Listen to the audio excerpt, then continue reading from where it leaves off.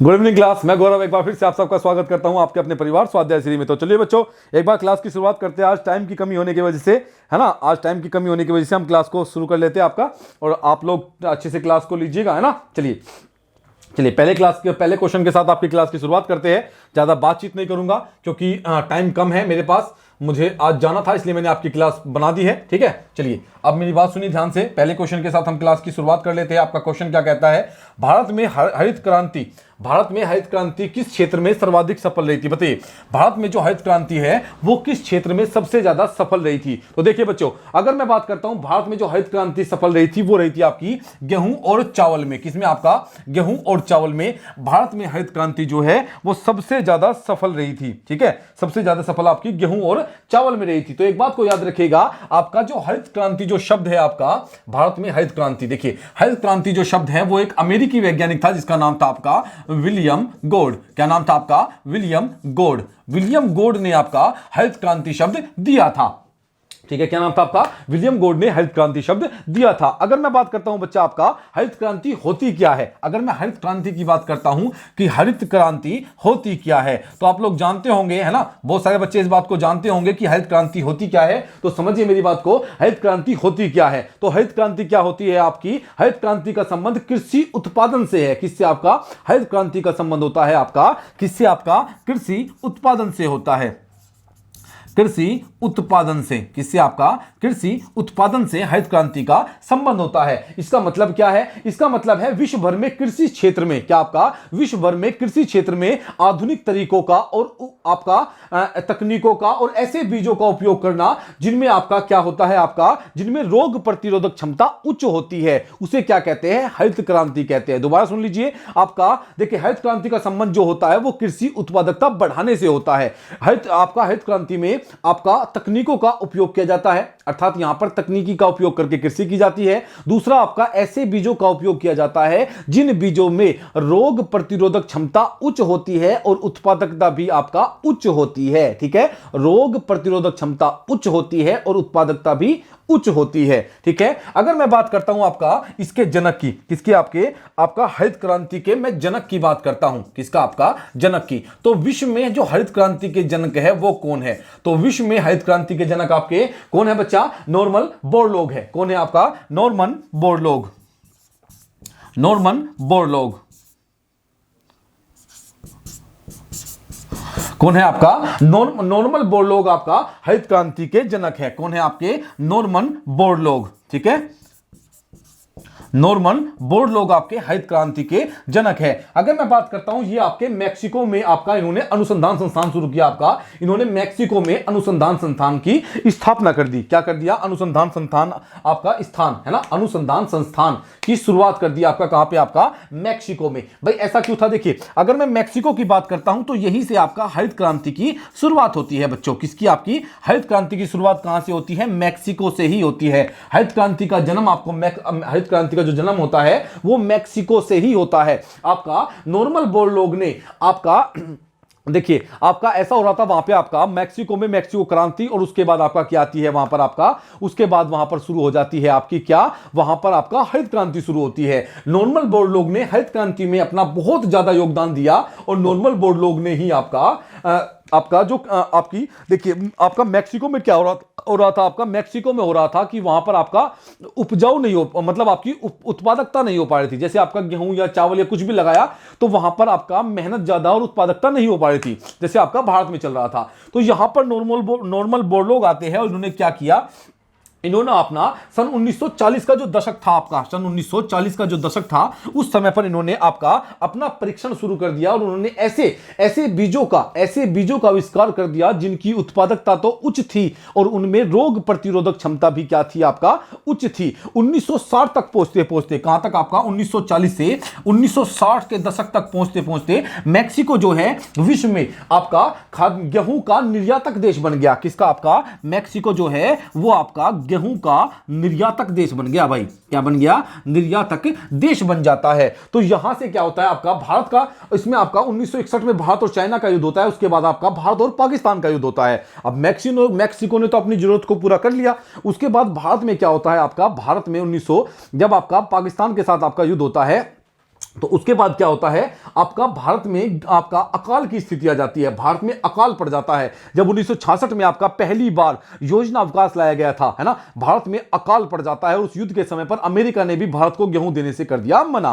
तो अब क्या होता है आपका, अब यहां पर क्या स्थिति बनती है, यहां पर आपका आते हैं हमारे देश के महान वैज्ञानिक, आपका कौन आते हैं बच्चों, आपका उनका नाम क्या है, MS स्वामीनाथन। कौन आपका भारत में कौन है आपके, MS स्वामीनाथन, MS स्वामीनाथन। ठीक है बच्चों, क्या है आपका MS स्वामीनाथन जी कहां पे आते हैं आपका, भारत में। भारत में जो हरित क्रांति के जनक के रूप में जाना जाता है, जिन्हें भारत में हरित क्रांति के जनक के रूप में जिन्हें जाना जाता है, वो कौन है आपके, डॉक्टर MS स्वामीनाथन है। ठीक है, अगर मैं बात करता हूं आपका भारत में क्या होता है आपका, भारत में ये आपके मैक्सिको से बीज लेकर आते हैं, और भारत में जो आपका, भारत में खासकर भारत में कहां पर आपका, भारत के वे क्षेत्र जैसे आपका हरियाणा, पंजाब और उत्तर प्रदेश, क्या आपका हरियाणा, पंजाब और आपका हरियाणा, पंजाब और आपका उत्तर प्रदेश,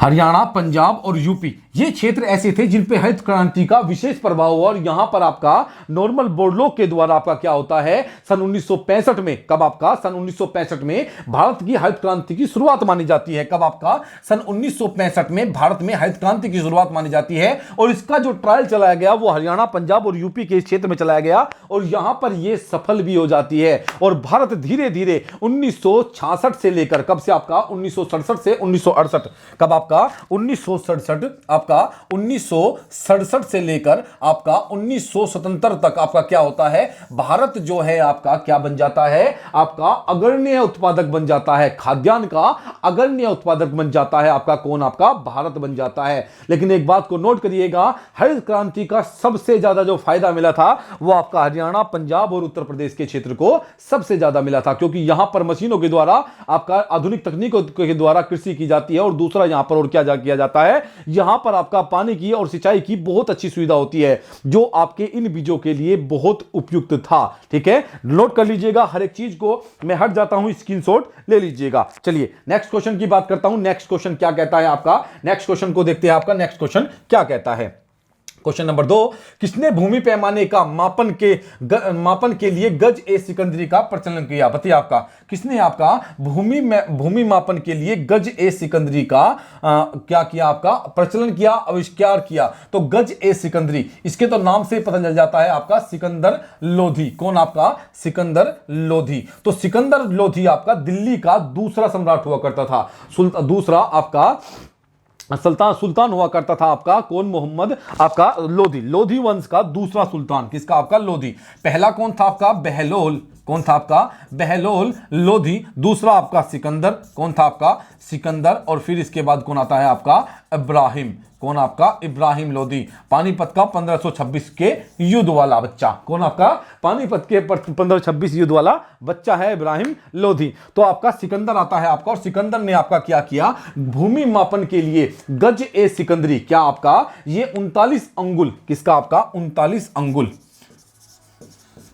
39 अंगुल, या हम क्या कह सकते हैं आपका, या हम कह सकते हैं आपका 30 इंच का एक पैमाना था, किसका आपका, 30 इंच का एक पैमाना था, या तो 39 अंगुल कह लीजिए या 30 इंच कह लीजिए, आपका ये एक पैमाना था। ठीक है, चलिए नेक्स्ट क्वेश्चन की बात करता हूं, आपका क्वेश्चन नंबर बच्चों 3, किस मुस्लिम शासक के सिक्कों पर देवी लक्ष्मी की आकृति बनी थी। बताइए, मोहम्मद गोरी, अलाउद्दीन खिलजी, अकबर, या इनमें से कोई नहीं। बताइए, किस मुस्लिम शासक के सिक्कों पर आपका देवी लक्ष्मी की जो है आकृति बनी हुई थी। देखिए, मोहम्मद गोरी, अलाउद्दीन खिलजी, अकबर, या इनमें से कोई नहीं। तो कौन था बच्चा, आपका मोहम्मद गोरी। तो मोहम्मद गोरी के सिक्कों पर एक और तो देवी लक्ष्मी की आकृति थी, और एक और क्या थी आपकी, एक और दूसरी तरफ क्या लिखा गया था, मोहम्मद बिन शाम लिखा था। कौन आपका, एक तरफ तो देवी लक्ष्मी की आपका, एक तरफ तो देवी लक्ष्मी की बैठी हुई एक आकृति बनी हुई थी। ठीक है, बैठी हुई मुद्रा में थी वो, और एक तरफ दूसरा सिक्के के दूसरी तरफ आपका क्या था, मोहम्मद बिन शाम लिखा हुआ था। क्या आपका, मोहम्मद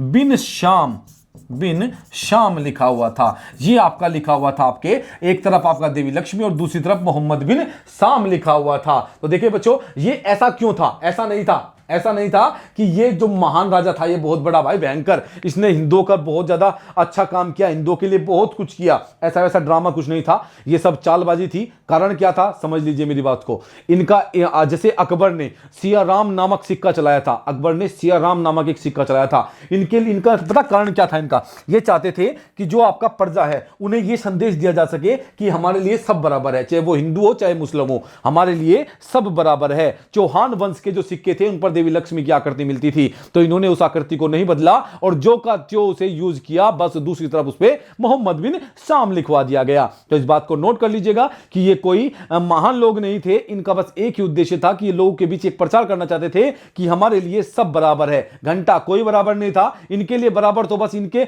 लिए बराबर मुस्लिम हुआ करते थे, हिंदू इनके लिए कभी बराबर नहीं हुए। उस समय पर हिंदुओं पे सबसे ज्यादा अत्याचार हुए और सबसे ज्यादा हिंदुओं की धार्मिक भावनाओं से लेकर उनको शारीरिक यातनाएं तक दी गई, मानसिक यातनाएं, आपका सब कुछ दिया गया। हिंदुओं की लड़कियों को, हिंदुओं की आपका औरतों को, किसी को नहीं छोड़ा जाता था उस समय पर, है ना, बच्चों से लेकर बड़े या औरत किसी को उन्होंने नहीं छोड़ा, ये इतने क्रूर हुआ करते थे। ठीक है बच्चों, चलिए, और अगर मैं इनके वर्तमान समय की बात करता हूं, आप किसी भी मुल्क को उठाकर देखिए, किसी भी देश को उठाकर देखिए, जहां पर भी आपका जैसे मुसलमानों का जो शासन है जिस भी देश में, चाहे पाकिस्तान हो चाहे और अदर कोई देश हो, आज भी स्थिति लगभग सी बराबर है, लगभग सी सब जगह आज भी यही बराबर है। जैसे आपका शिक्षा का अधिकार छीन लिया अफगानिस्तान ने, लड़कियों से शिक्षा का अधिकार किसने छीन लिया? अफगानिस्तान ने। आते ही तालिबान ने अपनी सरकार में आते ही सबसे पहला काम किया, लड़कियों से शिक्षा का अधिकार छीन लिया। ठीक है, चलिए नेक्स्ट क्वेश्चन की बात करता हूं, क्वेश्चन नंबर आपका 4।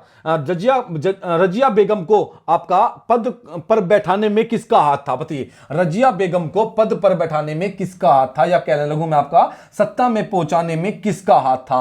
तुर्कों का, अफगानों का, मुगलों का या अरबों का? तो किसका था बच्चों? तुर्कों का था। किसका? आपका ये उनका हाथ किसका था? आपका तुर्कों का था। एक बात को याद रखिएगा, जो आपकी रजिया सुल्तान थी ये इल्तुतमिश की बेटी थी। किसकी? आपकी इल्तुतमिश की बेटी थी। ठीक है, इसने पर्दा प्रथा का विरोध किया, इसने आपका जो पर्दा प्रथा थी इसका विरोध कर दिया। ये पुरुषों की तरह अपने दरबार में खुले मुंह से आती थी। पर्दा प्रथा का इसने विरोध किया, पर्दा लगाकर ऐसे नकाब लगाते हैं उस तरह से ये नहीं आती थी, तो आपका सीधा खुले मुंह दरबार में ये आया करती थी। ठीक है, अगर मैं बात करता हूं आपका जो आपका रजिया सुल्तान थी, ये तुर्क की ही नहीं, आपका मुस्लिम साम्राज्य की भी पहली महिला सुल्तान थी। क्या? आपका तुर्कों की भी और मुस्लिम साम्राज्य की भी पहली महिला सुल्तान थी। कौन? आपका रजिया सुल्तान। ठीक है, और मैं बात करता हूं आपको, तुर्कों ने इसे गद्दी पर बैठाने का समर्थन किया, लेकिन जो यहां के अमीर वर्ग हुआ करता था वो इस बात के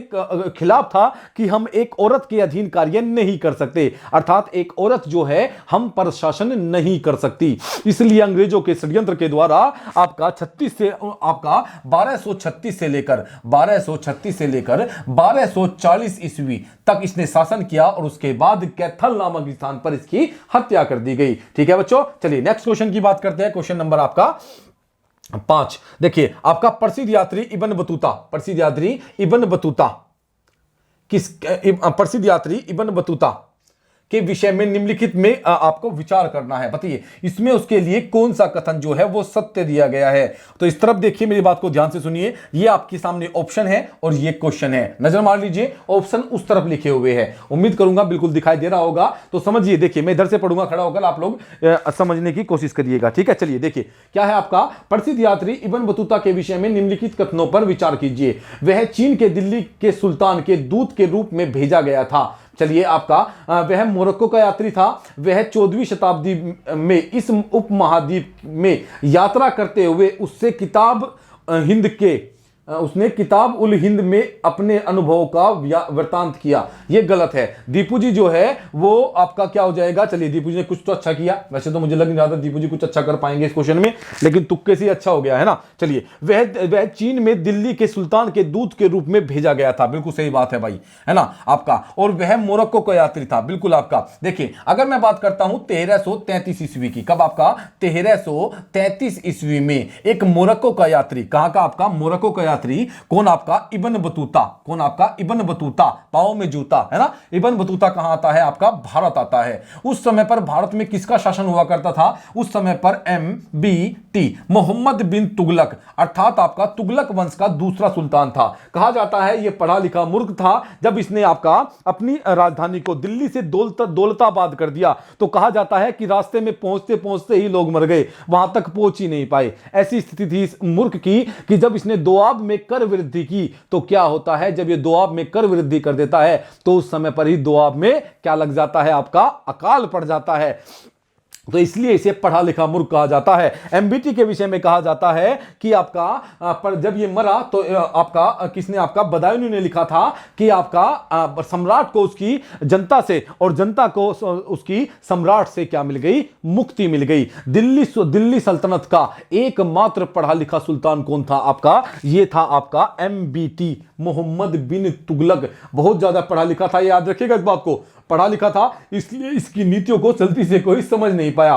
कहा जाता है इसने 1 लाख सेना किराए पर रख ली अपने पास, ठीक है, और इसे युद्ध करना था कहीं पर जाकर, चाइना में युद्ध लड़ना था इसको। और कहा जाता है कि आपका जब ये युद्ध लड़ने के लिए बाबूजी गया तो वहां पर इतनी ठंड पड़ती थी कि वहां से 3 सैनिक वापस आए, ठीक है। एक बार इसे सेना किराए पर रख ली अपने पास और कभी युद्ध ही लड़ने नहीं गया, वो सेना ऐसे ही खाती रही पड़ी हुई। तो सोचिए इसने कितना नुकसान अपने साम्राज्य का कर दिया, ठीक है। तो आपका एमबीटी के शासनकाल में आपका भारत आता है इब्न बतूता। और आपका अगर मैं बात करता हूं आपका, वह चीन में, बिल्कुल आपका एमबीटी ने इब्न बतूता को चीन में अपना दूत बनाकर भेजा था। कहां पर, आपके चीन में अपना दूत बनाकर भेजा था, किसी आपका एमबीटी को। तो ऑप्शन नंबर आपका डी जो है बिल्कुल सही होगा। और डी क्या कहता है आपका, डी कहता है 1 और 2 दोनों सही है। तीसरा गलत है, क्योंकि अगर मैं बात करता हूं किताब उल हिंद की तो यह आपका अल बरूनी ने लिखी थी। किसने, आपका अल बरूनी ने लिखी थी, जो गजनवी के साथ भारत आया था। इसकी किताब का नाम है रहेला। क्या है आपका, रहेला। इसे यात्रा वृतांत कहा जाता है, ठीक है। इसने अपनी यात्रा का वर्णन किया है और इसने इसी बुक में यह भी बताया था कि भारत में सती प्रथा कितने क्रूर तरीके से की जाती है। और था अब जब एक पति मर जाता है तो उसकी पत्नी को उसकी चिताओं पर बैठा दिया जाता है और उसकी आवाज, उसकी किलकी, उसकी मतलब उसकी आवाज को दबाने के लिए जब वो जलेगी तो यार देखिए मतलब जब जलेगी तो क्या किलकी तो लगेगी ना, है ना, आवाज तो निकलेगी ना। तो उसकी चिल्लाहट, उसकी किलकियों को दबाने के लिए घोड़ों की, आपका हाथियों की और नगाड़ों की आवाज में दबा दिया जाता था। इतना विभत्स वर्णन करता है आपका कौन, आपका आपका मोहम्मद बिन तुगलक। और सच्चाई भी है यार, ये मैं भी इस प्रथा के खिलाफ हूं, क्योंकि देखिए अपने ब्राह्मण चाहे कितने भी विद्वान थे, लेकिन फिर भी एक परंपरा, एक स्त्री को आपके आंख के ऊपर बैठाकर जिंदा जला देना, यह कहां का न्याय था और कहां की ज्ञानता थी, कहां उनके अंदर यह ज्ञान भरा हुआ था और कहां से उन्होंने यह ज्ञान लिया था। बताओ कौन सा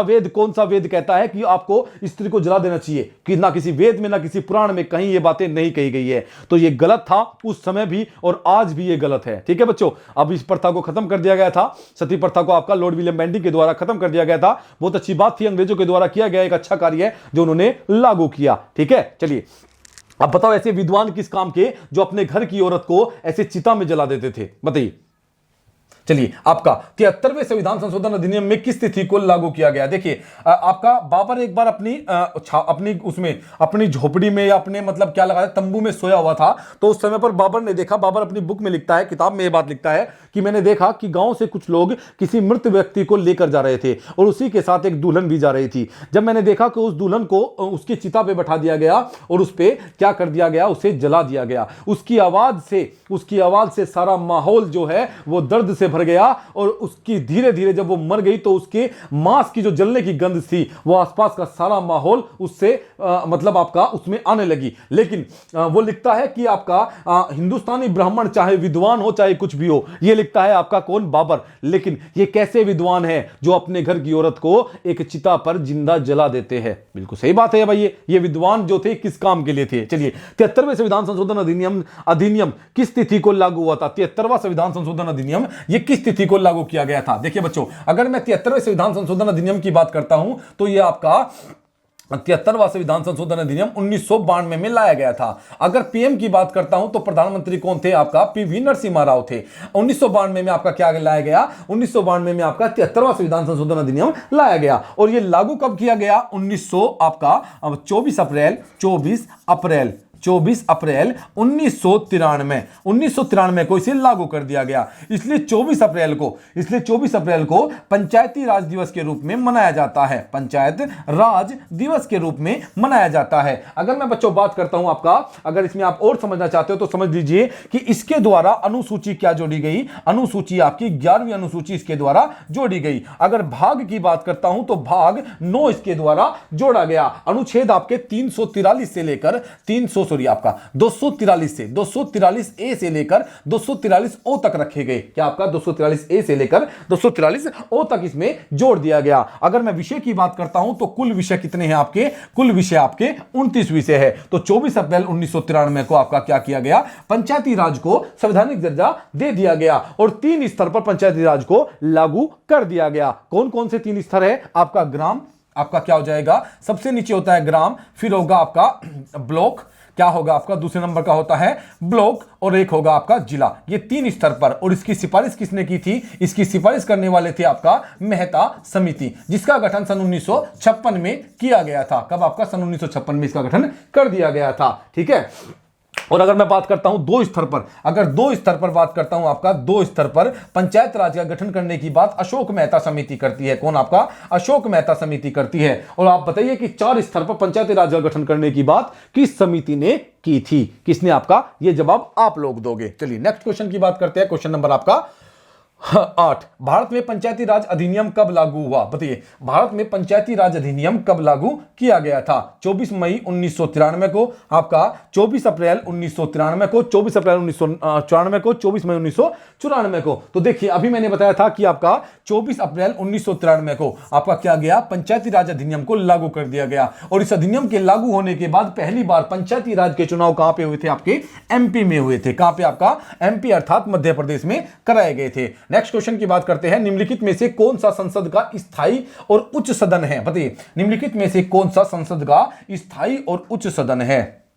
देखिए बच्चों, अगर मैं बात करता हूं लोकसभा, राज्यसभा, उपयुक्त दोनों, इनमें से कोई नहीं, तो क्या है आपका स्थायी सदन? आपका लोकसभा है, जिसे कभी भंग नहीं किया जा सकता। लोकसभा, राज्यसभा को कभी भंग नहीं किया जा सकता। इसके सदस्यों का कार्यकाल कितना होता है? अगर इसके सदस्यों के कार्यकाल की बात करता हूं तो सदस्यों का कार्यकाल 6 वर्ष होता है। कितना? आपका 6 वर्ष। राज्यसभा को भंग नहीं किया जा सकता। राज्यसभा क्या है आपका? ये आपका स्थायी सदन है। क्या है? आपका स्थायी सदन है। एकमात्र ऐसा सदन जिसका सभापति उसका सदस्य नहीं होता, अर्थात राज्यसभा का जो सभापति होता है वो आपका उपराष्ट्रपति होता है। कौन? आपका उपराष्ट्रपति। और वर्तमान में कौन है आपके? आपका जगदीप धनखड़ जी है। कौन? आपके जगदीप धनखड़ जी आपके उपराष्ट्रपति है। अगर मैं बात करता हूं राज्यसभा में अधिकतम सदस्य कितने हो सकते हैं? तो 250 अधिकतम सदस्य हो सकते हैं। 12 आपके कौन? आपका 12 मनोनीत कौन करते हैं? आपके 12 मनोनीत किए जाते हैं आपका राष्ट्रपति के द्वारा। क्या? आपका 12 का मनोनीत, 12 का मनोनयन कौन करता है? आपका 12 को मनोनीत आपके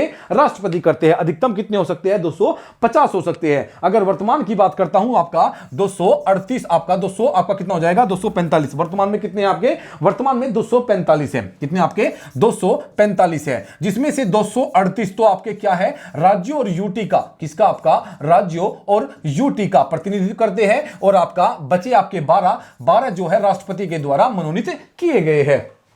ठीक है बच्चों, नेक्स्ट क्वेश्चन की बात कर लेते हैं। आपका राज्यसभा का जो वर्णन है अनुच्छेद 79 में, और लोकसभा का जो वर्णन है वो किसमें किया जाता है? आपका 80-81 में किया जाता है, 81 में किया जाता है। याद रखिएगा, राज्यसभा में आपका प्रत्येक 2 वर्ष में 1/3 सदस्य जो है वो पद से मुक्त हो जाते हैं या आपका सेवा ग्रहण, आपका अवकाश ग्रहण कर लेते हैं। चलिए नेक्स्ट क्वेश्चन की बात करते हैं। क्वेश्चन नंबर आपका 10। हाय भाई, थक गया है ना, स्पीड से पढ़ा रहा हूं मुझे पता है बच्चों, मेरी बात को ध्यान से सुनिएगा, है ना। मैं क्लास में लाइव नहीं था, आज मैंने क्लास आपकी रिकॉर्ड की हुई है ना, तो इसलिए मैं सोच रहा हूं कि आधा एक घंटा मेरे पास होगा, है ना, आधा घंटा मेरे पास होगा। थोड़ी सी जो है वो दीपू जी से रात क्लास बनाने के लिए कहा था, लेकिन दीपू जी क्लास नहीं बना पाए, इसलिए क्लास जो है दिन में मुझे ही तैयार करनी पड़ी, और मेरे पास टाइम की कमी होने की वजह से मैं आपकी क्लास आधे घंटे की ही लगा पाऊंगा, क्योंकि कैमरे में रिकॉर्डिंग भी आधे घंटे की ही होती है। ठीक है, चलिए हाँ, टाइम पूरा होने वाला है, इसलिए मैं सोच रहा हूं कि कुछ क्वेश्चन करा दूं। राज्यसभा के स्थायी सदन कहते हैं क्योंकि, राज्यसभा को स्थायी सदन क्यों कहा जाता है? क्योंकि इसे विघटित नहीं किया जा सकता, सभी सदस्य आजीवन सदस्य होते हैं आपका, या कुछ सदस्य प्रत्येक 2 वर्ष में अवकाश ग्रहण कर लेते हैं। बिल्कुल आपका, इसे विघटित नहीं किया जा सकता, बिल्कुल सही बात है आपका। ये तो आपका स्थायी सदन होता है ना भाई, राज्यसभा क्या है आपका? स्थायी सदन है। क्या है आपका? राज्यसभा जो है स्थायी सदन है।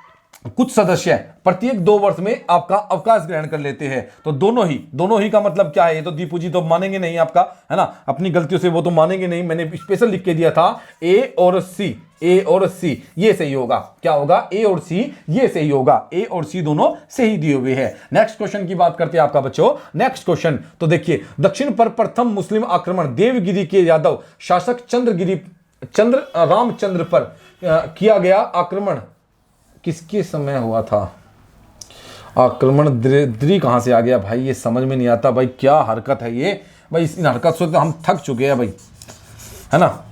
ऐसा नहीं है, क्लास पूरी तैयार हुई है आपकी। शुरुआत के 15 क्वेश्चन दीपू जी ने तैयार किए हैं और उसके बाद के बचे हुए क्वेश्चन मैंने तैयार किए थे, लेकिन क्लास मैं पूरी नहीं बना पाया, उसके लिए मैं क्षमा चाहूंगा आप सभी से, है ना। आज के लिए हम क्लास को थोड़ा सा यहीं रखेंगे आपका। दक्षिण पर प्रथम मुस्लिम शासक देवगिरी के यादव, दक्षिण पर प्रथम मुस्लिम आक्रमण देवगिरी के यादव शासक रामचंद्र पर किया गया। आक्रमण किसके समय हुआ था? तो किसके समय हुआ था आपका? ये हुआ था अलाउद्दीन खिलजी के समय पर। कब आपका? अलाउद्दीन खिलजी के समय पर यह आक्रमण होता है। और कब होता है आपका? 1296 ईस्वी में। कब आपका? 1296 ईस्वी में। और याद रखिएगा, यही वो साल है जब अलाउद्दीन खिलजी दिल्ली का शासक बन जाता है। कहा जाता है आपका अलाउद्दीन खिलजी ने क्या किया आपका? कहां पे आक्रमण किया आपका? ये आपका आक्रमण करता है देवगिरी पर। कहां पे आपका? 1296 में देवगिरी पर आक्रमण करता है। राजा था आपका यहां का रामचंद्र, आपका यादव शासक हुआ करता था। इसने यहां पर आक्रमण किया और यहां से आपका धन दौलत लेके आया और उसकी पुत्री को भी उठाकर ले आया। बाद में इसकी पुत्री से शादी करता है और उसकी पुत्री से इसे 2 बच्चे होते हैं। ठीक है, इसकी पुत्री से इसे 2 बच्चे होते हैं। ठीक है, अगर मैं बात करता हूं आपका, ये क्या करता है? देवगिरी से आपके रामचंद्र की पुत्री और आपका खजाना लेकर आ गया। कहां पे आया? कड़ा में लेके आया। कहां पे आपका? कड़ा में लेकर वापिस आ जाता है, क्योंकि यहां पर क्या था? ये राज्यपाल था। क्या था आपका? राज्यपाल था। दिल्ली में सुल्तान कौन था आपका? जलालुद्दीन फिरोज खिलजी। ये आपका दिल्ली में उस समय पर शासक हुआ करता था। कहते हैं कि इसकी पुत्री ये जो जलालुद्दीन फिरोज खिलजी था, ये इसका चाचा हुआ करता था अलाउद्दीन खिलजी का। तो इसकी पुत्री से विवाह किसने कर लिया? अलाउद्दीन ने कर लिया। इसकी पुत्री से विवाह किसने कर लिया? अलाउद्दीन ने कर लिया। भाई इनका भी मैटर समझ में नहीं आता हमें। चाचा की ले और उसकी ले हद होगी भाई, है ना। क्योंकि ये देखिए आपका, अभी मैं पढ़ रहा था इतिहास में, थोड़ा सा मैं अंदर गया तो मुझे पता चला कि अकबर के बेटे का विवाह किसके साथ हुआ था? अकबर के बेटे का विवाह किसके साथ हुआ था आपका किसके साथ हुआ था? आपका जोधाबाई का भाई कौन था आपका? भगवान दास। और भगवान दास की पुत्री से विवाह हुआ। अब बताओ, मामा की लड़की से शादी की किसने? आपका जहांगीर ने, अर्थात मान सिंह के बहन से। तो मान सिंह को भाई बताएगा या आपका साला बताएगा? इन राजाओं का कुछ नहीं पता, ये क्या कर लेते क्या नहीं करना इनका कुछ नहीं पता भाई। ये राजा भी पता नहीं क्या कर दे, है ना। अब इसने इसकी पुत्री से अपने चाचा की लड़की से शादी कर ली। अब यहां से क्या होता है? उसके बाद ये किससे शादी करता है? रामचंद्र की पुत्री से शादी करता है और इससे ही 2 पुत्रों का जन्म होता है इसके, अलाउद्दीन खिलजी के। ठीक है, और यहां पर जब ये आपका जलालुद्दीन खिलजी ये कहने के लिए कि तूने देवगिरी पर आक्रमण किया और मुझसे बिना पूछे, है ना, तो ये यहां पर आता है। कहां पर? आपका कड़ा में। और यहां पर आते ही यहां पर अपने साथ किसे लेकर आता है? यहां पर मलिक काफूर को लेकर आता है। कौन? आपका जलालुद्दीन 1000 दिनारी को अपने साथ लेकर आता है और दोनों मिलकर किसे मार देते हैं? आपका मलिक काफूर और आपका अलाउद्दीन खिलजी मिलकर किसे मार देते हैं? आपका जलालुद्दीन फिरोज खिलजी को मार देते हैं। ठीक है, चलिए बच्चों आज के लिए इतने रखेंगे। आप सभी का बहुत बहुत धन्यवाद। आप सभी क्लास में जुड़े तो सुबह नीतू मैम की करंट अफेयर की क्लास को जोड़ लीजिएगा। आप सभी का बहुत बहुत धन्यवाद है और मैं आज के लिए क्षमा चाहूंगा कि मैं आपकी क्लास को जो है वो पूरा नहीं कर पाया, यहीं तक कर पाया। मैंने बहुत तेजी से भी चला मैं, लेकिन मैं नहीं कर पाया। उसके लिए मैं आप सभी से माफी चाहूंगा बच्चों, है ना। क्योंकि देखिए मैं भी मजबूर हूं, इससे ज्यादा अगर मैं कर सकता तो मैं जरूर करता। ऐसा नहीं था आपका, है ना। मेरे पास भी टाइम की कमी है और देखिए अभी 5:30 होने वाले हैं आपके, तो अभी देखिए मुझे भी मजबूरी है, तो इसलिए मैं क्षमा चाहूँगा आप सभी से। आप लोग क्लास को अच्छे से लीजिएगा, अच्छे से एंजॉय करिएगा, अच्छे से पढ़ाई करिएगा और पढ़ाई को मत छोड़िएगा। ठीक है, और फिर मिलते हैं आपसे अगली नेक्स्ट क्लास में, है ना। चलिए आपका ये क्वेश्चन मैं आपके लिए छोड़ के जाता हूँ। ये आपके घर के लिए होमवर्क है कि राजकीय व्यय से संबंधित विभाग, वो द्रय छोड़ दीजिए वहाँ पे, विभाग आपका यहाँ से शय छोड़ दीजिए। दीवान ए वकूफ सृजित करने का श्रेय दिल्ली के किस सुल्तान को है? बताइए आपका इसका उत्तर आप लोग दीजिएगा। आप सभी का धन्यवाद क्लास में जुड़े, और अगर नए हो तो चैनल को सब्सक्राइब जरूर करिएगा। धन्यवाद आप सभी का, और क्लास को शेयर कर दीजिएगा, है ना। मैं क्लास में नहीं हूं तो इसका मतलब ये नहीं है क्लास को शेयर नहीं करना, तो दबा के शेयर करिएगा। हर किसी एक बच्चे को मैं देख रहा हूं, सोच लीजिएगा और अच्छे से पढ़ाई करिएगा। धन्यवाद।